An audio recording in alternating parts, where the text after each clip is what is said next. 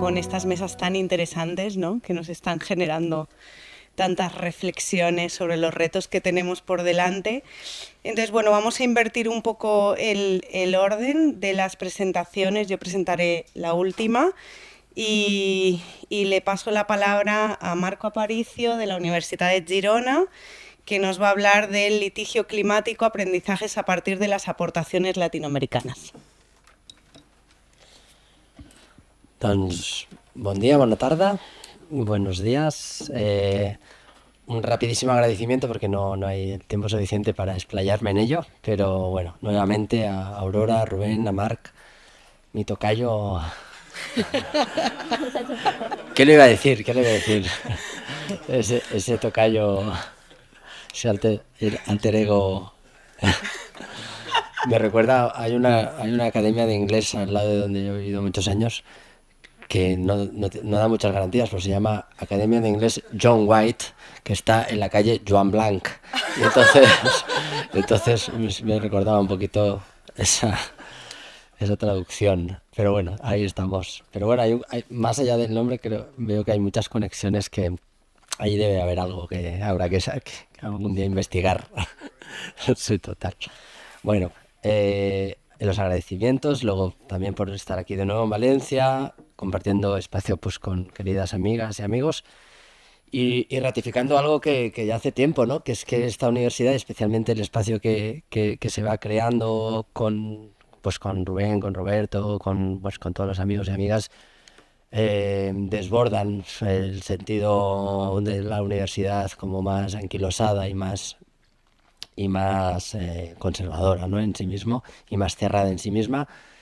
A mí me gusta recordar las palabras, bueno, la reflexión de un psiquiatra catalán, Francesc Tusquellas, que él hizo muchísimo trabajo en lo que sería en la época de la entrega después de la Guerra Civil Española, sobre la antipsiquiatría, y que hablaba de la necesidad de curar las instituciones, ¿no? De desbordar la lógica de la institución como establecimiento y curar la institución, ¿no? Para realmente construirla en un espacio, una institución social. Pues eso creo que es lo que están haciendo aquí con este tipo de iniciativas, junto con muchas otras, y creo que es de justicia subrayarlo, ¿no? Creo que están curando la institución en la medida de sus posibilidades, que ya es mucho. Dicho lo cual, voy a hacer una introducción muy, muy rápida. Voy a tratar de combinar algunos elementos que han aparecido esta mañana en esta presentación muy rápidamente, ¿no? Tratando de recoger y llevarlos al espacio que yo os hablaré hoy. Una cuestión que ha dicho Marc respecto de la necesidad de adoptar una perspectiva política y de politización, ¿no? del debate. Yo creo que en los temas que estamos hablando hay un elemento central, y es que el combate es explícito, ¿no? Ya no hay ni margen, pero tampoco no hay margen ni por parte nuestra, diríamos, ni de este lado, ni por parte del otro lado, para ocultar el conflicto. El conflicto es evidente, está en el centro, los intereses son absolutamente explícitos, y la contradicción, por tanto, es directa y nítida. Y por tanto, ahí el derecho no tiene que hacer un esfuerzo de ocultar, como ha hecho muchas veces, de ocultar el conflicto, sino enfrentarlo de manera directa y con las herramientas más efectivas que se puedan pensar y poner en práctica. Y eso ha salido hoy, ¿no? De qué manera el derecho, para ser efectivo, necesita recoger pues diferentes dimensiones que muchas veces, especialmente en el derecho liberal occidental, euroatlántico, eso se ha tratado, ¿no? Hoy eso ya no es posible, y sobre todo es una urgencia evitar esa ocultación, ¿no? Vamos a ir de cara al combate. El combate es explícito y vamos a situarnos con las mejores herramientas que podamos.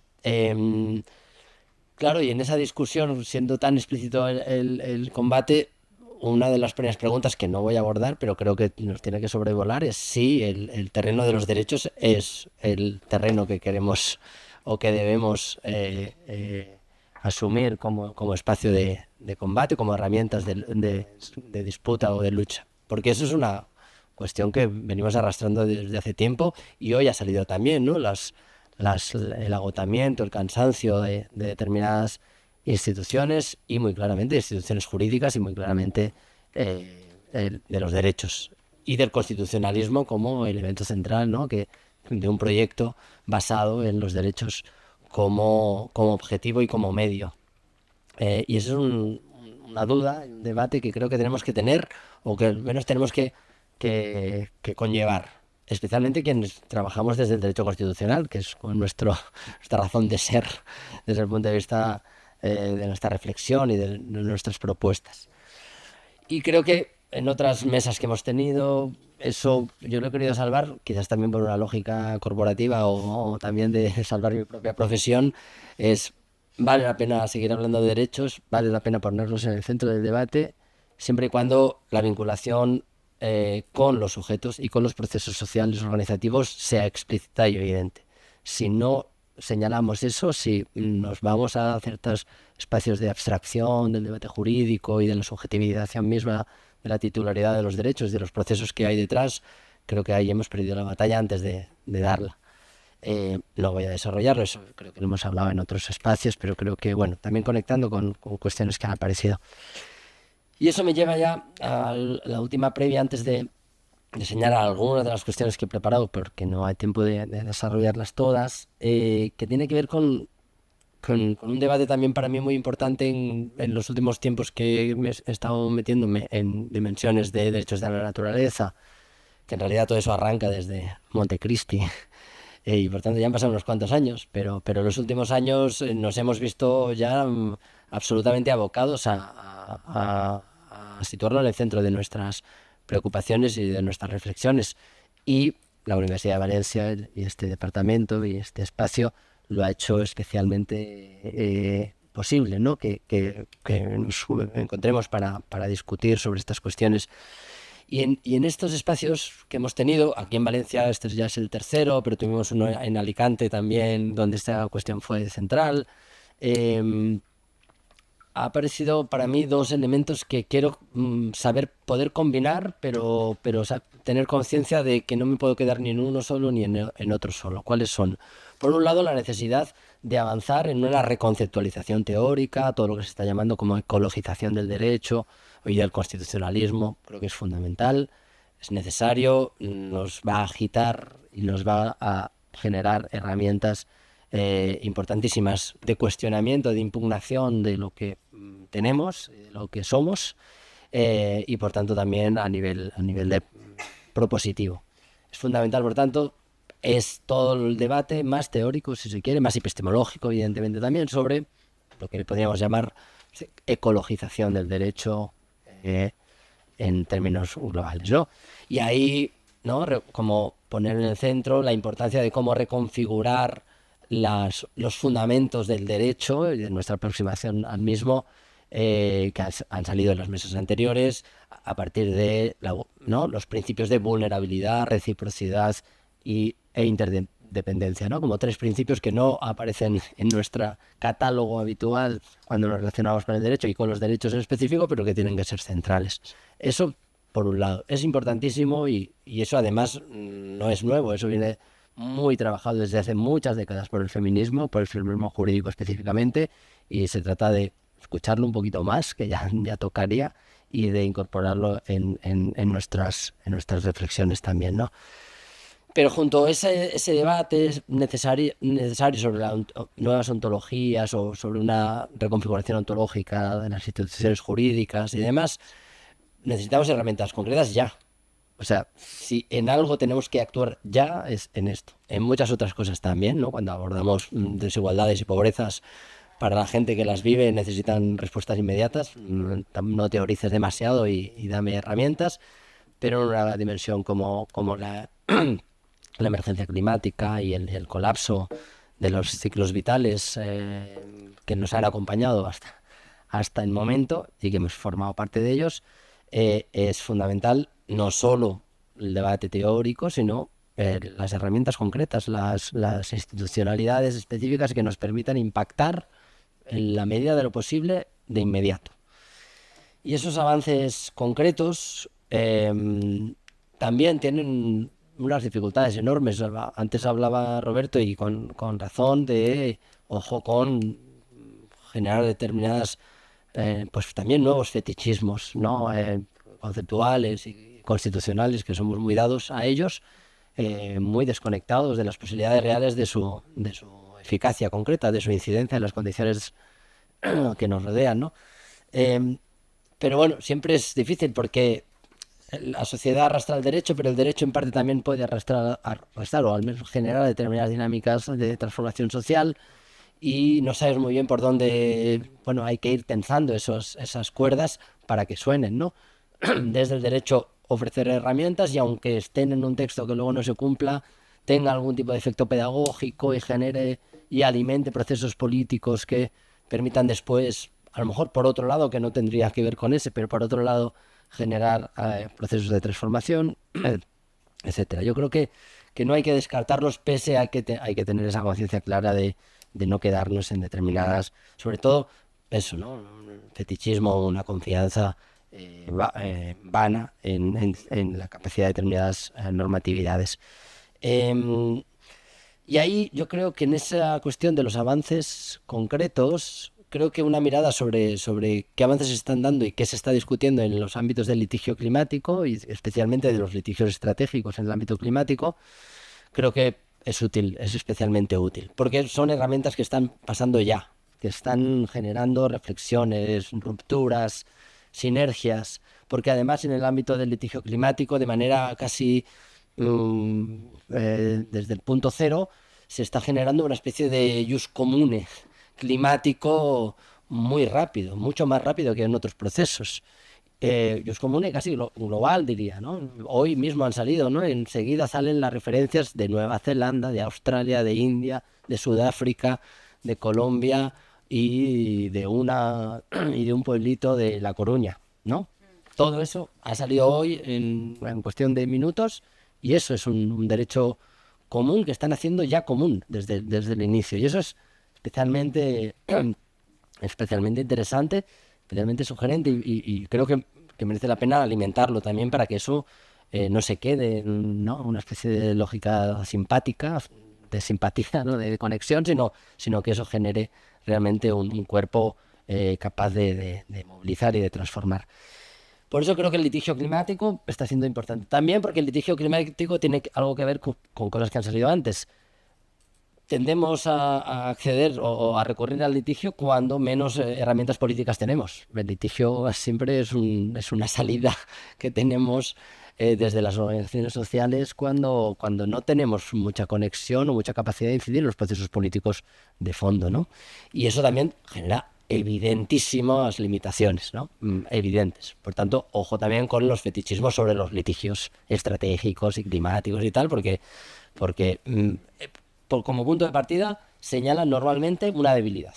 Y es que nos centramos en los litigios climáticos estratégicos porque no hemos tenido capacidad de organizar procesos sociales potentes y acceder a posiciones de decisión política que nos cambien las cosas de otra manera.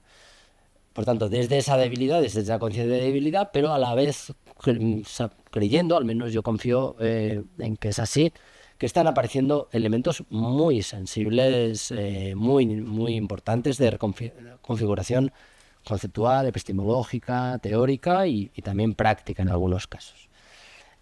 ¿Y por qué el litigio climático en América Latina? Pues para acabar ya esta introducción y pasar ya muy rápidamente al otro, porque pese a las distancias entre la normalidad y la normatividad, que dirían los clásicos, América Latina nos viene ofreciendo desde hace mucho tiempo una capacidad, ¿no? de cuestionamiento de instituciones centrales del derecho liberal occidental, del orden jurídico establecido, que a lo mejor se aplica más, pero se aplica más finalmente para acabar consolidando un modelo que es el que tenemos ahora y es el causante de una lógica depredadora absolutamente insostenible e inhumana, ¿no? Y por tanto, ahí está el colonialismo, ahí está el neocolonialismo, ahí está todos los elementos que están detrás de, a lo mejor tenemos un derecho más aplicable, pero que está en su esencia construyendo ese modelo desde hace mucho tiempo. O ese modelo frente al que nos plantamos.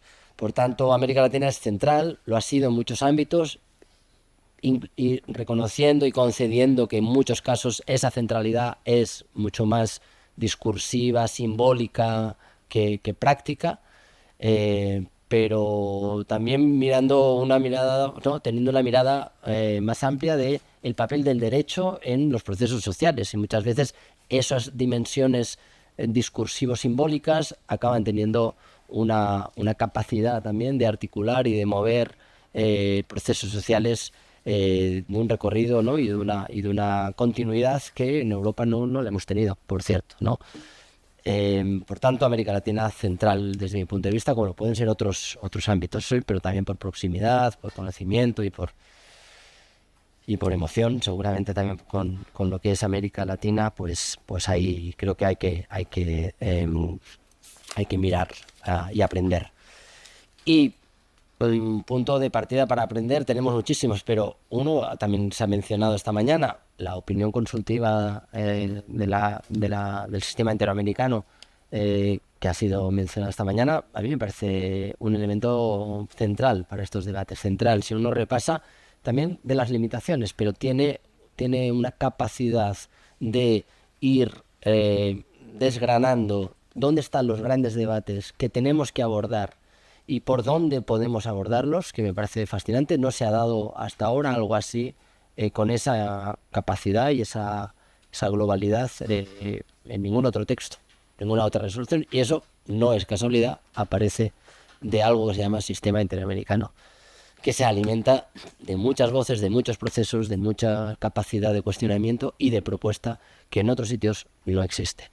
Y especialmente aquí tenemos un anquilosamiento conceptual, teórico, pavoroso, ¿no? Esa opinión creo que es fundamental. No me dará tiempo de referirme demasiado a ella, pero algo quizás diga. Lola, por favor, dime cuando me falten... No, todavía. Todavía puedo, ¿no? 8 minutos. Me quedan 8 y todavía no he empezado, o sea que está muy bien. Bueno, pero yo siempre estoy los prolegómenos son muy importantes. El problema es cuando solo te quedas con los prolegómenos, pero bueno, voy a seguir con ello. Aquí. Vale. ¿Por qué en esa necesidad, ¿no? de no perder la dimensión teórica de fondo, ontológica, epistemológica, tal, pero también tener ese punto de las herramientas concretas? Bueno, es que se están planteando unos debates con resultados que son muy importantes. En cuestiones climáticas, fundamentalmente, es un combate contra el soft law desde el inicio. O sea, ya está bien de soft law, ya está bien de agendas, de principios, de objetivos, de planes. Vamos a bajar concretamente obligaciones y vamos a construir esas obligaciones. Y cómo se están construyendo esas obligaciones es muy interesante desde el punto de vista jurídico. En un espacio donde es complejo construir obligaciones, donde es especialmente complejo. Y se han enseñado también las razones. Desde la lógica jurídica, para construir obligaciones y responsabilidades necesitamos señalar un hilo claro de causa-efecto en muchos ámbitos. En el ámbito sancionador claramente, en el ámbito penal obviamente, pero también en el administrativo y en otros. Y aquí pues tenemos dificultades específicamente para señalar en un caso concreto que las consecuencias que están sufriendo determinadas comunidades vienen fundamentalmente de la responsabilidad por acción o por omisión de esa empresa, de ese estado o de quien sea. Son cuestiones que son absolutamente transfronterizas, se han señalado con claridad y es muy difícil plantearlo. Como es muy difícil también plantearse obligaciones concretas que incluso cuando se cumplan seguramente no van a restablecer un derecho específico ¿a qué? A la estabilidad climática. Un derecho que no se ha construido, por otro lado. Por tanto, estamos tratando de definir obligaciones, pero tampoco sabemos muy bien si con esas obligaciones vamos a querer construir los contenidos específicos de un derecho o no, o vamos a alimentar, por ejemplo, como dice la opinión consultiva, el derecho, dice uno de los puntos, derecho al medio ambiente en un contexto de emergencia climática. Es decir, como una reinterpretación o un reacondicionamiento de las implicaciones que tiene el derecho al medio ambiente dentro del cambio climático o dentro de la emergencia climática. ¿Es eso lo que estamos construyendo? Estamos dándole una vuelta, una adaptación a los derechos para que podamos interpretar su contenido de acuerdo con las afectaciones de la emergencia climática y de las responsabilidades que hay detrás de ella, o estamos queriendo construir un estricto sensu, un derecho a la estabilidad climática, como se construye en alguno de los casos que se ha planteado en Estados Unidos fundamentalmente, y luego se ha llevado a algunos de los debates aquí en Europa. Bueno, eso está dentro del debate, evidentemente. A la vez también es un debate que está lleno de todas las objeciones clásicas que hemos vivido para otros ámbitos de la lucha social, que tiene que ver con el carácter difuso de los sujetos. Ya no digamos ahora, si ese elemento, ese mantra del carácter difuso ya era algo que no dejaba de agitarse en otros derechos, ya no digamos en el ámbito de la emergencia climática, de las nuevas generaciones, de la subjetividad más allá del ser humano, etcétera, ¿no? Lo difuso como elemento de parálisis, ¿no? En realidad aquí esos ámbitos se están superando con bastante claridad y desde mi punto de vista con muchas innovaciones interesantes.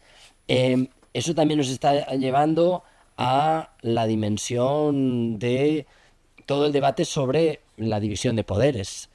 ¿Puede un tribunal o no puede imponer obligaciones concretas, temporalidades concretas para la puesta en marcha de medidas que cumplan con determinados objetivos o determinados planes, etcétera? ¿Cómo juridificar, darle exigibilidad a los planes, un plan hidrológico, un plan de conservación, un plan de lo que sea, o objetivos o acuerdos internacionales tipo acuerdos de París, etcétera? Pues se están dando elementos. Hay una sentencia especialmente interesante en Brasil donde el tribunal impone un plazo concreto para que se establezca, para que se ponga en marcha un gasto concreto presupuestario en materia de prevención y mitigación de la emergencia climática. Por tanto, estamos avanzando en elementos que son muy interesantes y muy relevantes, ¿no? Ya digo, juridificación, exigibilidad de determinadas herramientas que hasta ahora han estado en el mundo del soft law y ahora pasan en algunos casos a ser ya exigibles, incluso rompiendo esas barreras de no, esto va en contra de la división de poderes, un tribunal no puede entrar en la discrecionalidad y en el ámbito del pluralismo que le corresponde a determinados gobiernos para saber en cuánto tiempo, cuánta financiación o cuánta no, etcétera. Están habiendo casos donde eso ya se está poniendo límite.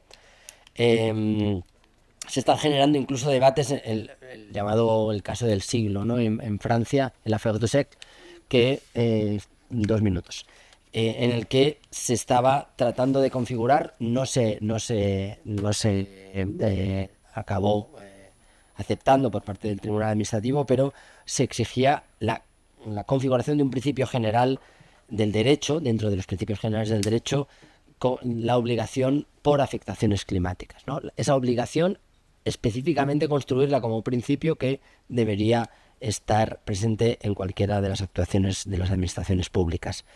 La transformación de la función social de la propiedad a la función ecosocial, los principios del indubio pro clima, el principio precautorio, la propia noción del daño, y aquí hay una dimensión fundamental de la reconceptualización del daño por parte de los pueblos indígenas, y ahí, por ejemplo, en el caso de Colombia y de la jurisdicción especial por la paz es fundamental también, ¿no? Cómo se reconceptualiza una noción central dentro del derecho que muchas veces se nos olvida, que es la noción de daño, y cómo construimos esa noción y, por tanto, las medidas para reparar, restaurar y garantizar la no repetición del daño.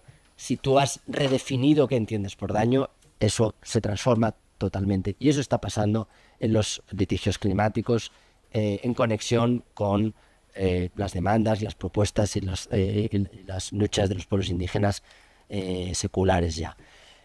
Por tanto, y voy tratando de acabar, no me ha dado tiempo, evidentemente, de referirme a todos los elementos todos los principales de la opinión constructiva, pero os lo recomiendo muy encarecidamente. Señalaré una cuestión que para mí también es central, que es la centralidad que en estos debates sobre litigio climático está teniendo la reivindicación y el principio de la justicia climática. Eso es una cuestión central.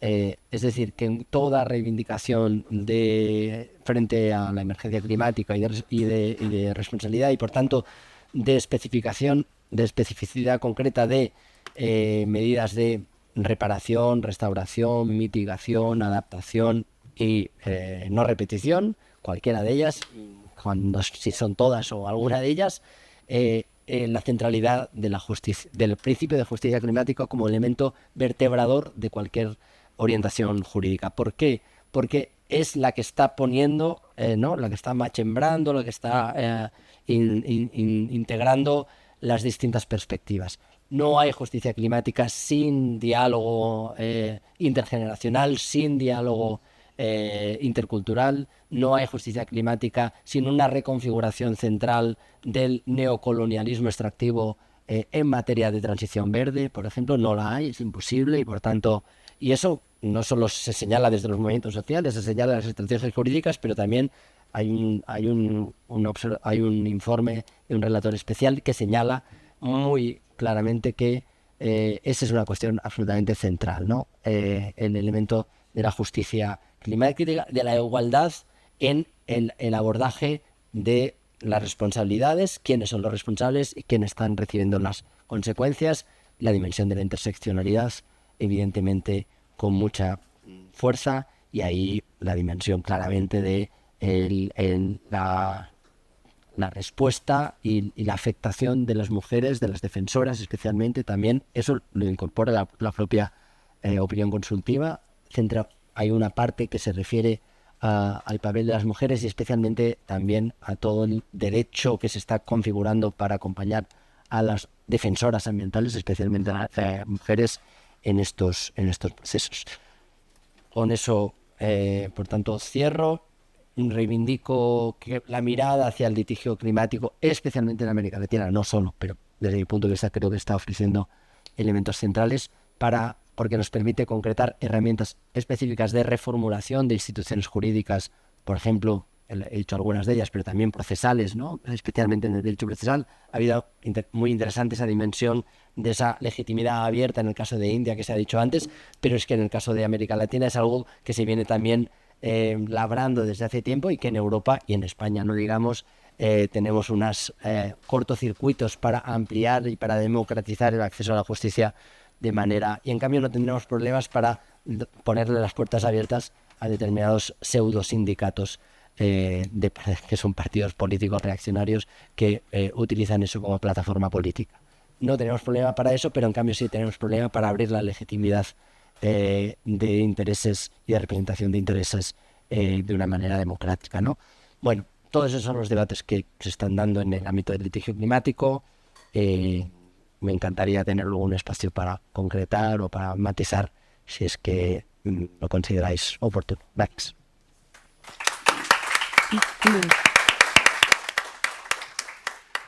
Gracias, Marco, porque creo que nos pone también, después de las primeras ponencias, ¿no?, planteando también como retos a largo plazo, también recordando a Berta Cáceres, a la defensora lenca de Honduras que fue asesinada, que decía no hay tiempo, ¿no?, cuando recibió el premio Goldman. Entonces también como el reto que tenemos de cómo aprovechar lo que existe, ¿no?, las herramientas jurídicas y políticas existentes, al mismo tiempo que pensamos también en retos a largo plazo. Y bueno, seguro que en el ámbito de preguntas puedes desarrollar más cuestiones. Y vamos con la segunda participación, con mi querida Dianelis Saldívar, de la Universidad de Oriente de Cuba, aunque ahora está haciendo una estancia de investigación en la Universidad de Alacant, que nos va a hablar de las organizaciones no gubernamentales ambientalistas como actores internacionales. Análisis desde el derecho internacional público. Muchas gracias, querida Loli.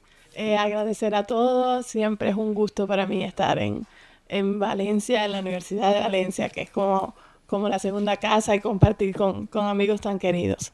Bueno, esta vez me sumo y me alegra muchísimo que las intervenciones anteriores me den pie a mucho de lo que voy a decir. La del profe Dalmau, especialmente relevante para lo que voy a contarles un poco aquí.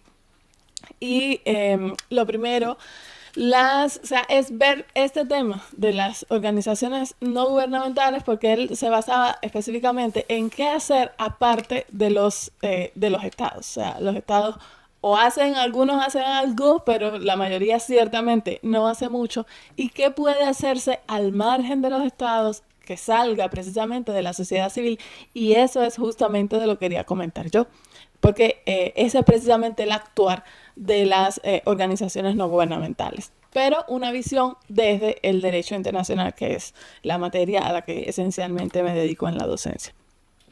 Las organizaciones no gubernamentales vistas desde el derecho internacional se enmarcan en una de las características principales del derecho internacional público contemporáneo, que es precisamente la existencia, o sea, la creación de nuevos sujetos.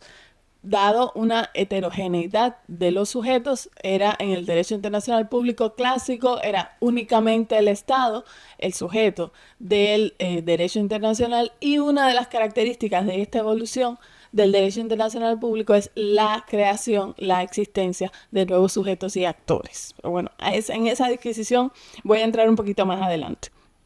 Las organizaciones no gubernamentales tienen su origen, algunos lo ubican en 1760, con algunas, pero oficialmente, 1617, perdón, pero oficialmente se habla de que la primera de ellas fue la Cruz Roja Internacional, ¿no? Fue la de gran relevancia. Y bueno, ya a partir de ahí hubo una institucionalización en el ámbito internacional de las organizaciones internacionales, dado que estas, y para mí es su quehacer, o sea, lo más relevante en ellas, se ocupan de temas que no pueden ser abordados, como comentaba el profe Dalmau en la ponencia, desde la perspectiva nacional, desde la visión solo entre países, sino que se ocupan de temas que es imprescindible abordarlo desde todos los países y en una acción conjunta. Y yo creo que esto es esencial, sobre todo por la importancia y la magnitud de los temas que estas abordan, ya sea la educación, la salud, la pobreza, el hambre. Y bueno, vamos a hacer hincapié, como lo dice la ponencia, en la de materia ambiental.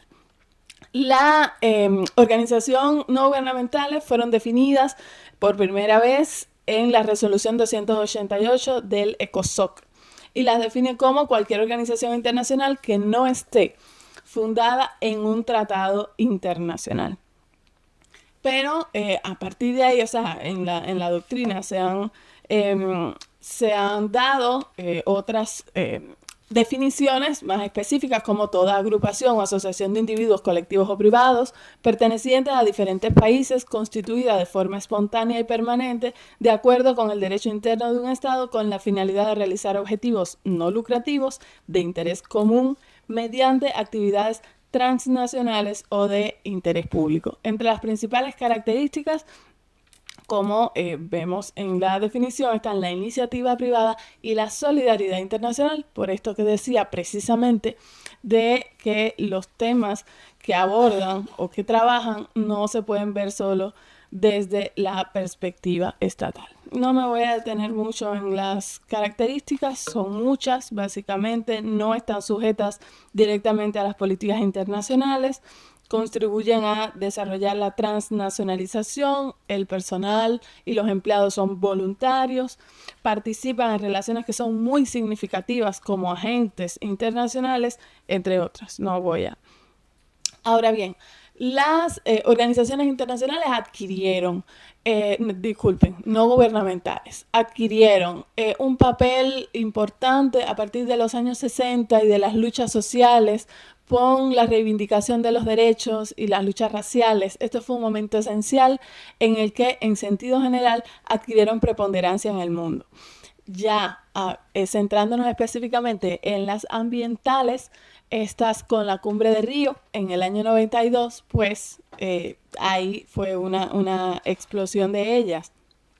Acerca de 2.400 representantes de ONG llegaron a jugar un papel central en las deliberaciones de esta cumbre, que como sabemos marcó un hito en la materia.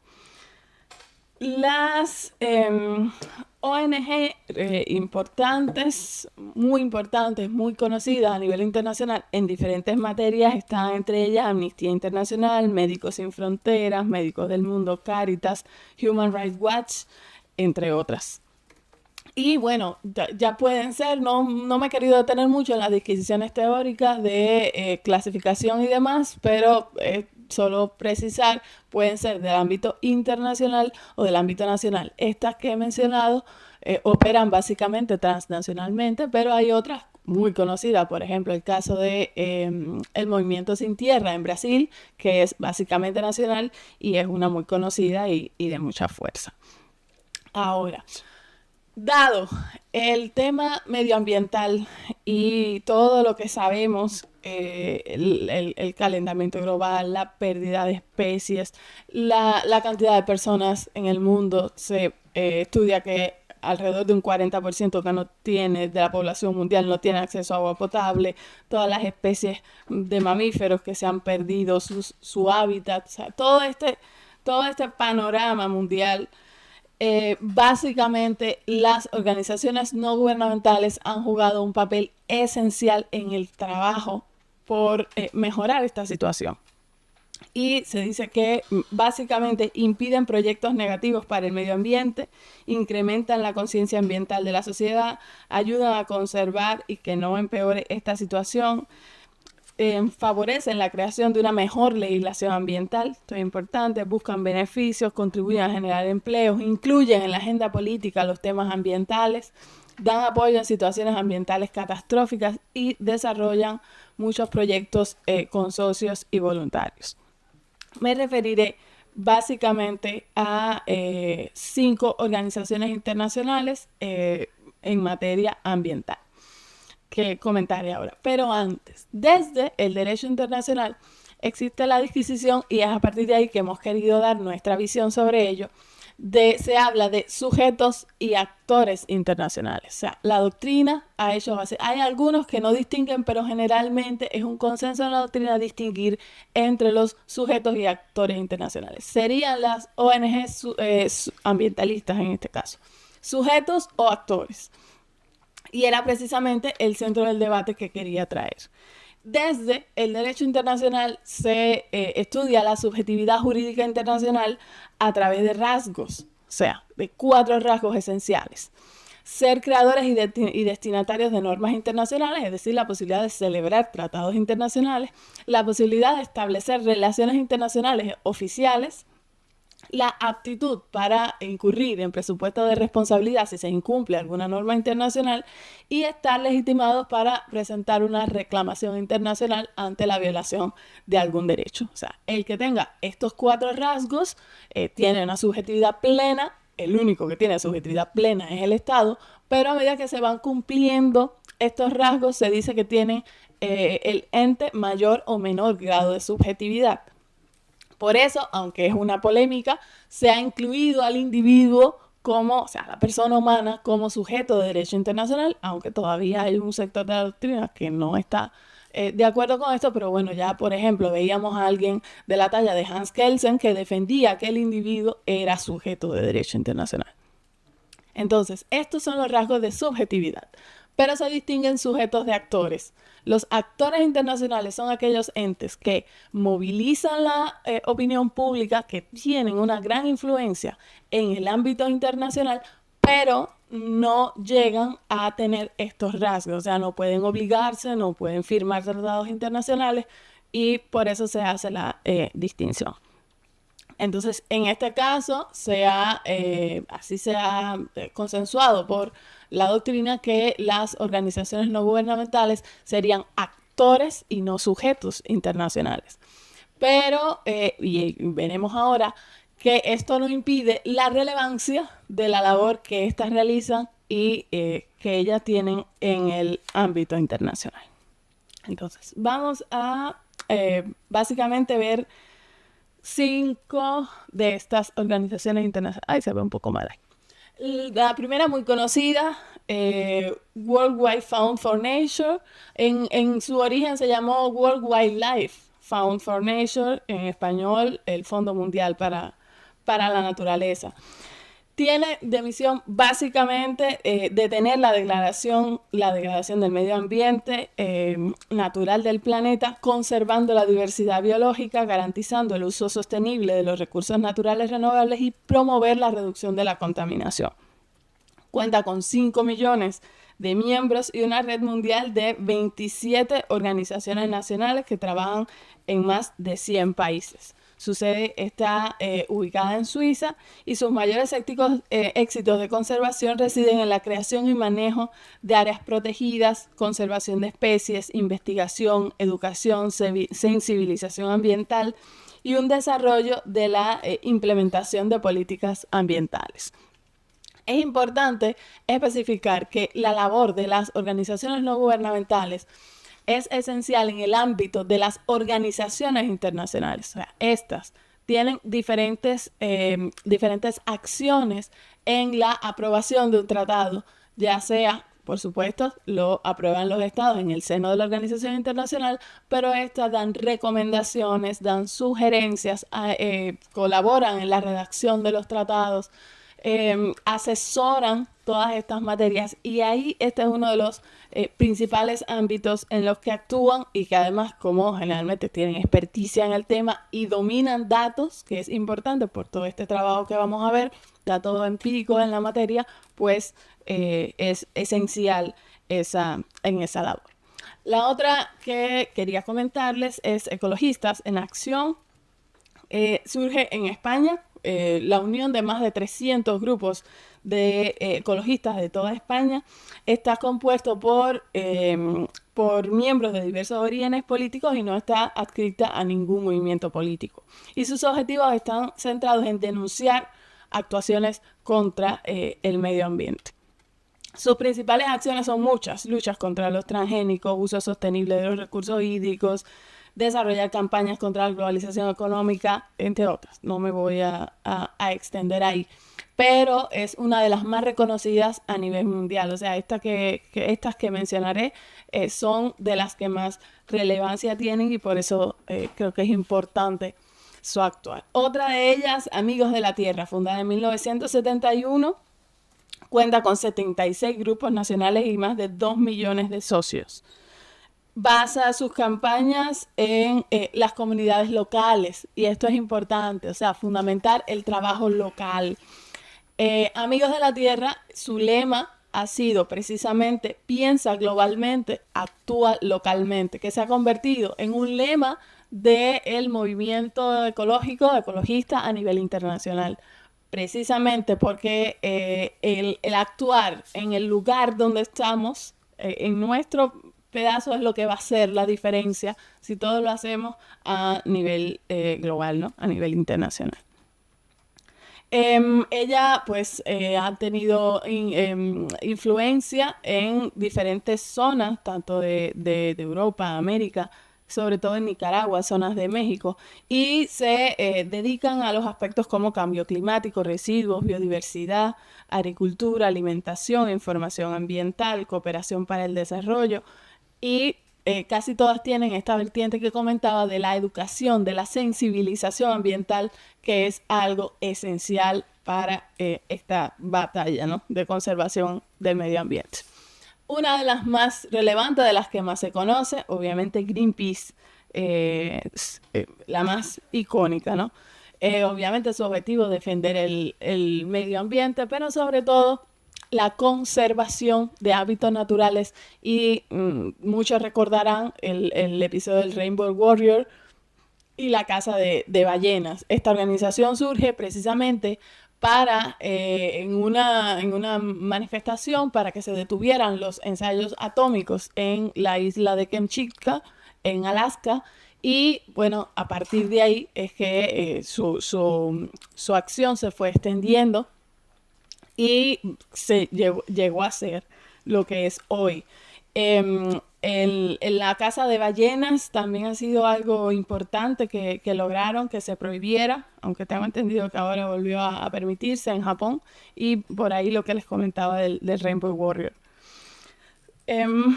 Tiene oficinas nacionales y regionales en 43 países, 3 millones de socios. 3 millones de socios, no acepta subvenciones de gobiernos ni particulares, y sus campañas, como decían, se centran en ecología marina, atmósfera, energía nuclear, tóxicos. Podríamos hablar mucho, pero no hay mucho tiempo. Y finalmente, la última de las que le traía es BirdLife International. Una sección muy importante es la Sociedad Española de Ornitología, que está adscripta a esta organización no gubernamental. Fue la primera organización internacional de conservación en el mundo, en la sociedad más grande del mundo de organizaciones de conservación, con alrededor de 120 organizaciones asociadas, fundada en 1922, y es es la más importante en la conservación de las aves y sus hábitats, y tiene una membresía de 2.5 millones de personas. O sea, más o menos, muy abuelo de pájaro, he querido ilustrarles ya con los pájaros. He querido ilustrarles la importancia de la actuación de estas organizaciones, y cómo a nivel internacional y actuando desde las relaciones internacionales en el seno de las organizaciones internacionales que sí son gubernamentales. Como ya sabemos, su actuar marca la diferencia, su actuar es importante. Muchas gracias.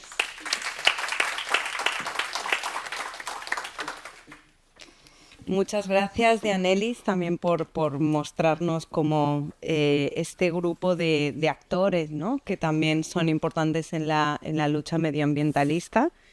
Y bueno, a ver si podemos también seguir luego conversando, como cuál es su posicionamiento ante retos que ahora mismo existen, ¿no? Como el que voy a abordar yo del colonialismo energético actual.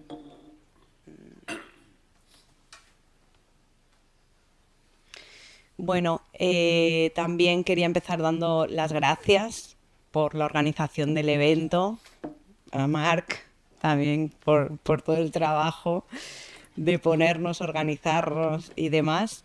En este caso, la presentación que voy a hacer, propongo hablar de un poco ir más abajo en los territorios, ¿no?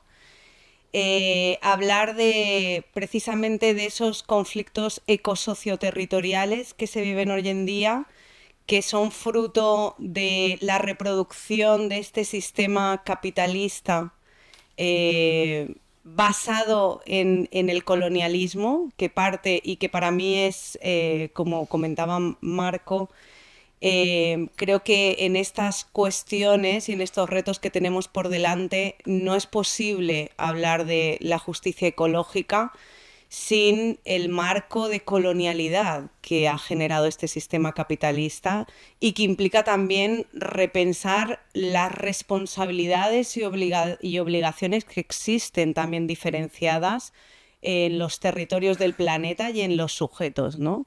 ¿Quién contamina? ¿Quién es responsable de mitigar una contaminación? Y conocer también las resistencias que hoy en día en los territorios se están dando, territorios que pueden a simple vista parecer muy lejanos y muy diferentes, y eso es un poco lo que quiero mostrar Esto no es resultado de una investigación, sino de una línea de investigación que quiero iniciar vinculada precisamente a todos estos retos que estamos compartiendo hoy. Y elijo México y España, y en particular el Istmo de Tehuantepec en México y el País Valencià en España, por varias razones. Yo ya he realizado investigaciones en México, más en Chiapas, pero conozco desde hace mucho tiempo la realidad de los parques eólicos instalados en el Istmo de Tehuantepec, en México, que es uno de los parques más grandes de América Latina.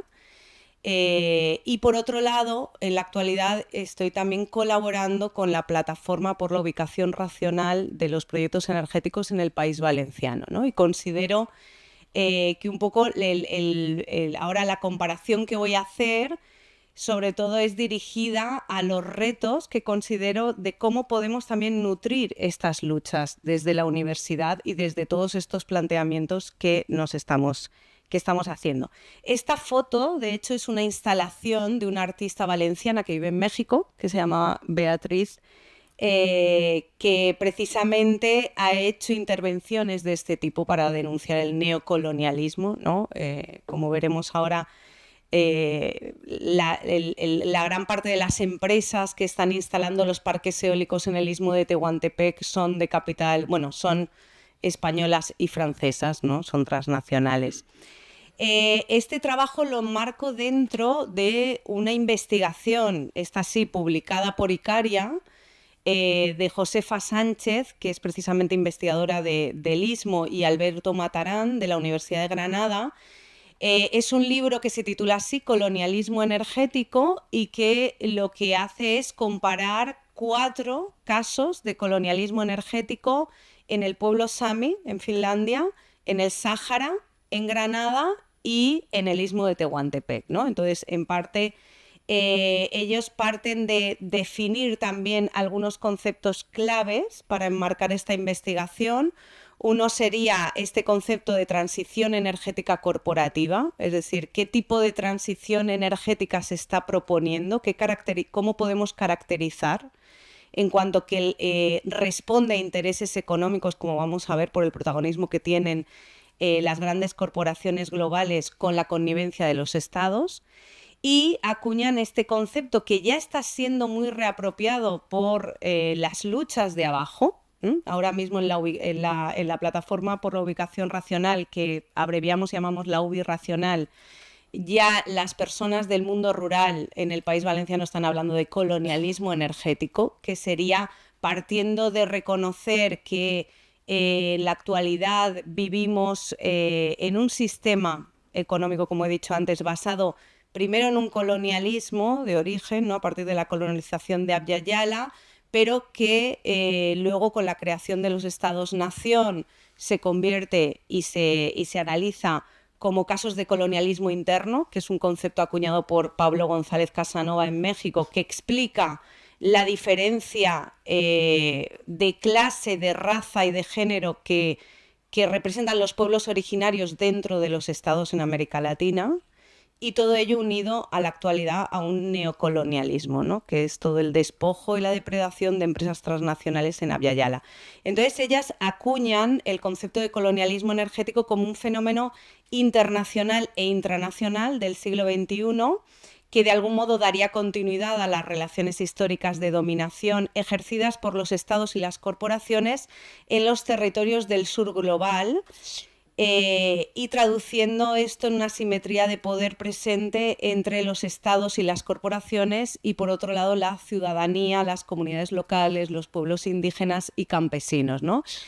Y creo que es muy interesante hacer estos paralelismos, porque si recuperamos el concepto de sur global que propuso Boaventura de Sousa Santos, lo que plantea es, bueno, hay sures en este norte y hay norte en lo que consideramos los sures geográficos, ¿no? Y creo que es muy importante recordar esto en cuanto al sur, a los sures como los territorios de algún modo sacrificados, que también es un concepto que esta investigación utiliza, ¿no? Los territorios de sacrificio. Y proponen varias dimensiones para analizar el colonialismo energético. es decir, la dimensión geopolítica, dónde se genera la energía y dónde se aprovecha, la dimensión económico-financiera, para quién es la energía, la dimensión del poder, las violencias y la toma de decisiones, quién decide cómo se produce y se consume la energía, la dimensión del acaparamiento y del despojo de tierras, cómo se sacrifican los territorios,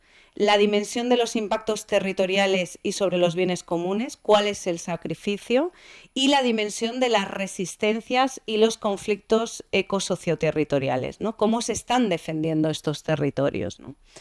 Entonces, el istmo de Tehuantepec, que como pueden ver es la zona más angosta en el mapa de México, ha sido un lugar estratégico desde tiempos ancestrales. Ya para la colonia era un lugar geoestratégico y que conecta el puerto de Coatzacoalcos en el Atlántico con el de Salina Cruz en el sur, y donde sobre todo en la parte que ven aquí, esto es el estado de Oaxaca, sobre todo esta parte del istmo, que es el estado de Oaxaca, es donde hay corrientes de viento permanentes muy fuertes, ¿no? Y ahí es donde se han empezado a instalar desde hace años un gran número de parques eólicos, ¿no? Este mapa de geocomunes nos muestra los parques eólicos que están en operación, con las rayas verticales, los que están en proyecto con las rayas horizontales. Y sí, esta parte de acá, que además es como una boca de mar, que gracias a las luchas de los pueblos indígenas de este territorio sí se cancelaron, ¿no? estos proyectos.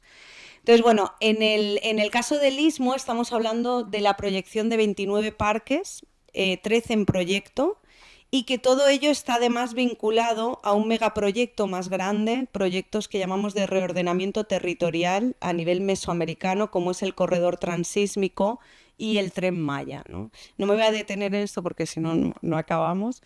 En el caso que sucede en el caso del País Valenciano, estamos hablando de que los megaproyectos, en este caso eólicos y fotovoltaicos, afectarían, lo que está proyectado, afectaría a más de 35.000 hectáreas agrícolas y de ganadería. Estamos hablando de 434 centrales eólicas y fotovoltaicas con nuevas subestaciones y líneas de alta tensión, ¿no? Porque la lógica es producir aquí para distribuir hacia el norte. En el istmo de Tehuantepec, ¿para quién es la energía? Pues para empresas, como he dicho, de capital europeo, como Acciona, Electricidad de Francia, Iberdrola, Enel Green Power.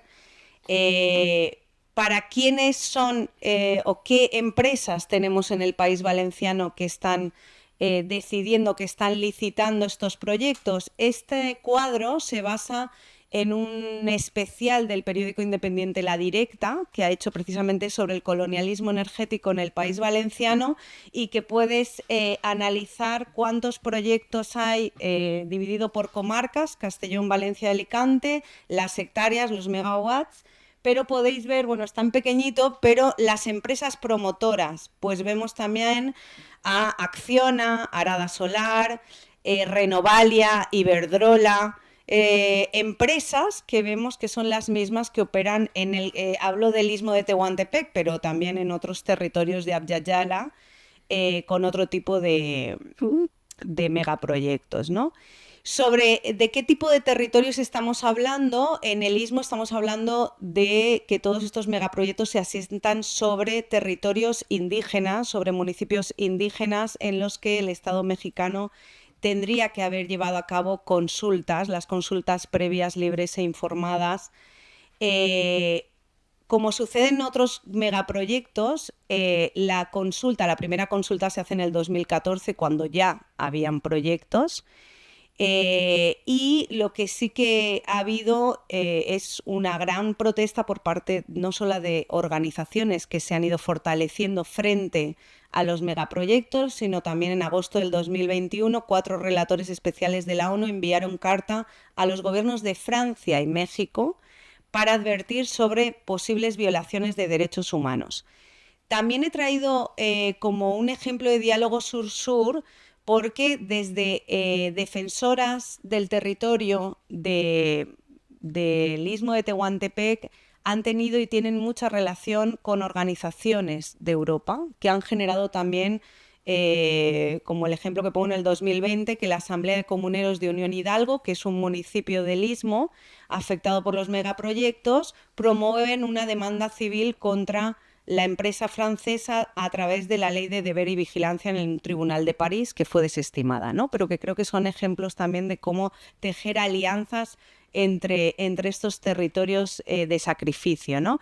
Y como decía Marco, el Istmo también es ejemplo de algo que han denunciado informes de derechos humanos, y en este caso este es un informe de Ecologistas en Acción sobre el papel de las empresas del IBEX 35 precisamente en el Istmo de Tehuantepec, precisamente el impacto que tienen las vidas de las mujeres, de las defensoras del territorio que han sido fuertemente criminalizadas, como Betina Cruz, como Guadalupe Ramírez o como Isabel Jiménez, ¿no? Y esto en un marco, evidentemente, teniendo en cuenta que México, junto con Colombia, según los informes de Global Witness, pues es de los países donde hay mayor número de asesinatos contra defensores y defensoras del territorio, ¿no? En el caso del País Valenciano, en estos momentos falta documentar qué está pasando en los territorios a nivel de violencia. Sí que en la primera asamblea presencial de hace un año sí que pude escuchar testimonios, ¿no?, de también la división interna que están generando estos proyectos en el territorio, en los pueblos, porque estamos hablando del mundo rural, pueblos con poca población, y que dentro de estos pueblos una parte es la que está, digamos, luchando contra estos megaproyectos, ¿no? Sí que hay amenazas directas e indirectas. También se da el caso de que gran parte de los municipios en el País Valenciano se han enterado de los proyectos una vez que estos proyectos ya están siendo licitados.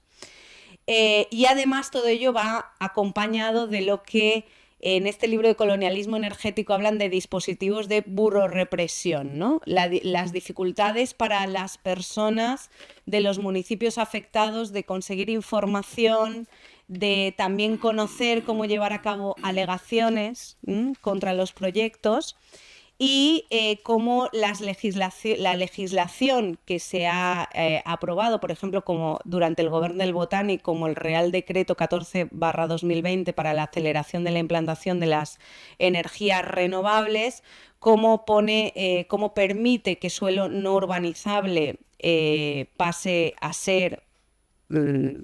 a tener el carácter de suelo industrial, porque estamos hablando de polígonos industriales, ¿no?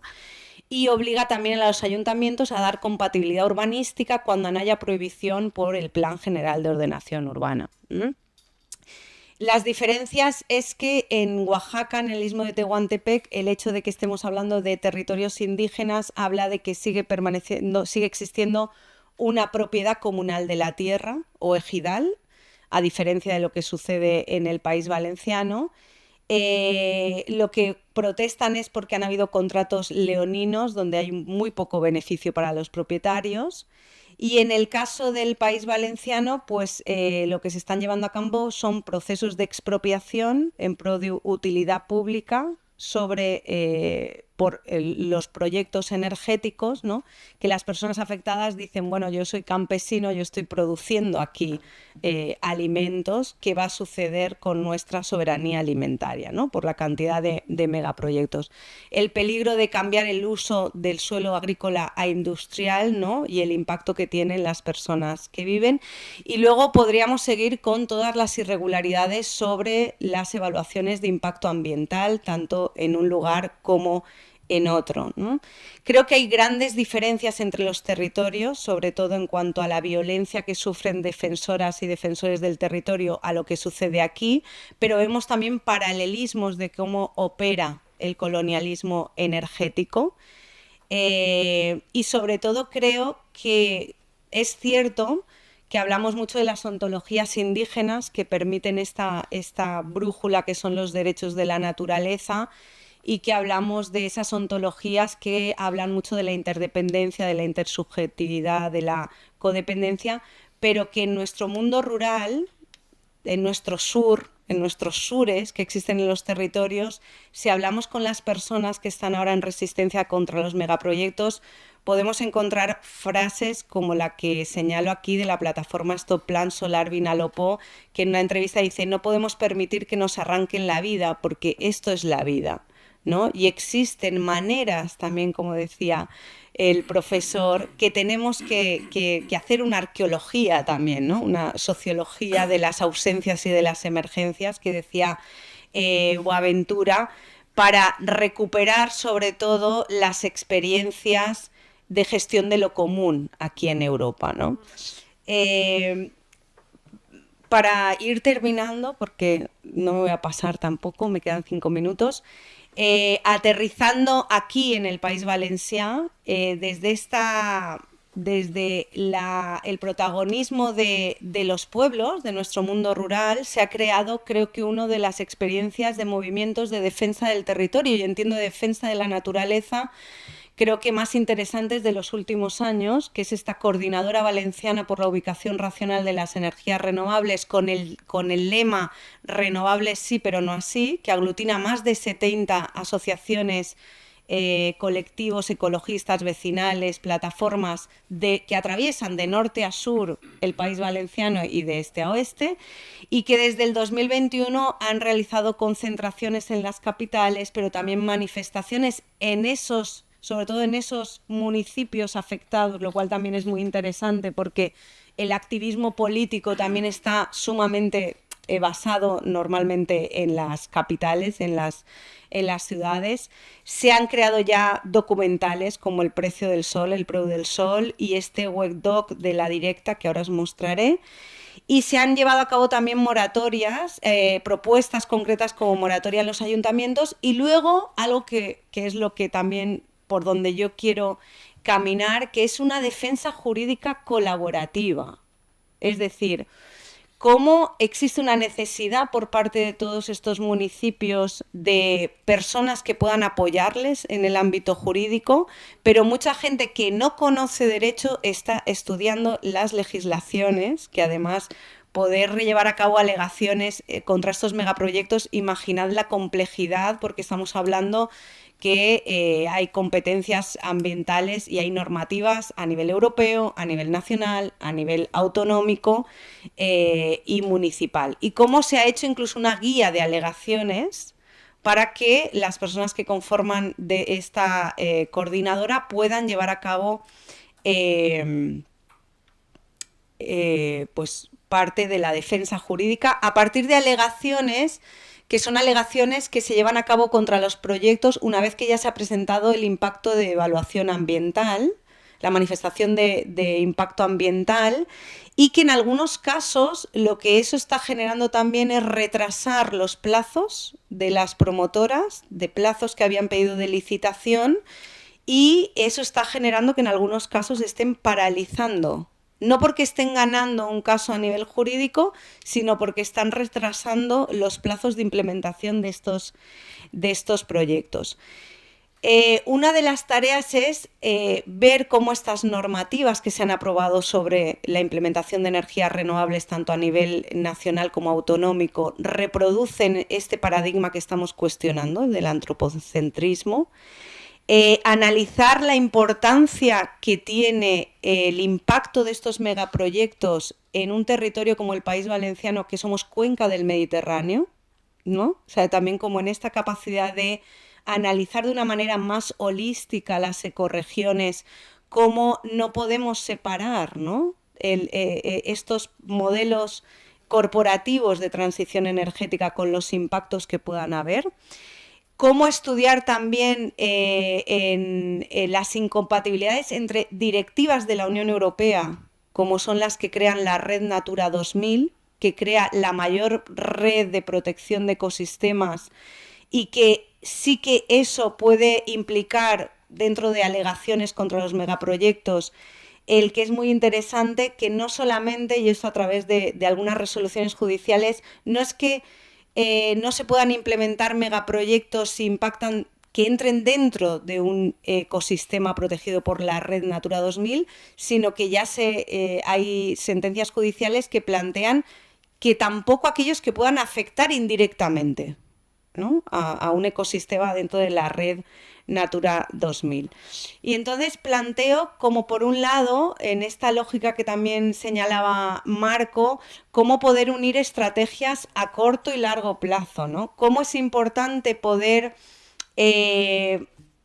proponer ya interpretaciones dentro del giro biocéntrico del derecho, dentro de la normatividad de la Unión Europea, como propone Susana Borràs de la Universitat Rovira i Virgili, que plantea ella de cómo se pueden hacer ya interpretaciones extensivas de aquellos pequeños reconocimientos que se han dado compone, por ejemplo, el artículo 13 del Tratado de Funcionamiento de la Unión Europea, como también presionar para el cumplimiento del reglamento del Parlamento y del Consejo relativo a la aplicación y el cumplimiento del convenio de Aarhus sobre el acceso a la información, la participación del público en la toma de decisiones y el acceso a la justicia en materia de medio ambiente, y algo que pone también sobre la mesa como algo muy importante, las figuras de custodia, de protección de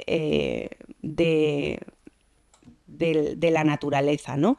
Y en ello, para eso querría ya terminar señalando que considero que más allá de los reconocimientos formales, ¿no?, de derechos de la naturaleza, considero que es muy importante, y en eso coincido con las propuestas también de Marco, de la necesidad de, por una parte, vincular estos reconocimientos de la naturaleza, de la personalidad jurídica de la naturaleza, sobre todo haciendo hincapié en el ejemplo que nos muestra el reconocimiento de la Laguna del Mar Menor, que establece un espacio de cogobernanza donde participa la sociedad civil, en este caso guardianes y guardianas de la laguna, la administración pública y el gobierno, y esto que entraría dentro de lo que podríamos denominar prácticas de lo común, de la gestión de lo común, como establecer otras relaciones de protección donde la ciudadanía tenga un gran protagonismo, ¿no? Y donde de algún modo escapemos de pensar que la lógica de protección o de un cambio de paradigma va a venir del Estado y que por tanto tiene que sustraerse también del mercado, ¿no? Crear, como se señala, espacios de gestión de lo común donde se puedan dar desde ahí cambios paradigmáticos también culturales y políticos, ¿no? Entonces, bueno, desde todo este marco es de donde quiero seguir investigando, sobre todo en estos proyectos de colonialismo energético que considero que son uno de los grandes, de las grandes amenazas que hoy en día tenemos para nuestra madre tierra aquí, en nuestro territorio también, ¿no? Y como Gudinas dice, para la descolonización del sur, ¿no?, para que haya un cambio en el sur, nosotros nos tenemos que plantear también lo que podemos hacer desde acá, ¿no? Porque esos proyectos de colonialismo energético en el sur están vinculados directamente a este modo de consumo del norte. ¿Mm? Bueno, gracias. Bien.